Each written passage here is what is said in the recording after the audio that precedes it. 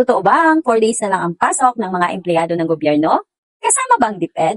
Ang sagot, hindi ganun kasimple. Marami ang nag-aakalang kapag may bagong CSC resolution, automatic na 4-day work week na ang lahat ng government employees. Mali! Ang CSC resolution number 2600838 ay hindi nagbawas ng working hours. 40 hours pa rin bawat linggo. Ano ang binago? Sa halip na 8 oras sa loob ng 5 araw, maaari itong gawin ng 10 oras sa loob ng 4 na araw. Halimbawa, 7 a.m. hanggang 6 p.m., 8 a.m. hanggang 7 p.m. Pero tandaan, hindi ito otomatikong ipinatutupad sa lahat ng opisina. Applicable ba to sa DepEd?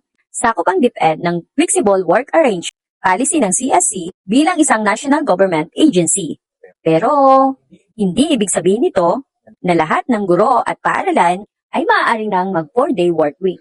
Dahil ang pagpapatupad ay nakasalalay sa pangangailangan ng serbisyo, approval ng agency head, at kung hindi maapektuhan ang delivery ng public service. Sa mga paaralan, kailangan pa rin isaalang-alang ang school calendar, learner contact time, at umiiral ng DepEd issuances. Bottom line, hindi ito 4 days na lang ang trabaho. Ito ay 40 hours pa rin. Pero maaaring iba ang paraan ng pag-aayos ng schedule. Kung aprobado at naayon sa patakaran, hintayin ang opisyal na DepEd issuance kung paano ito ipapatupad sa paaralan. Ikaw, gusto mo ba na 4 days na lang ang pasok? Comment down below. Please like, share, and follow. Bye-bye. Bye-bye.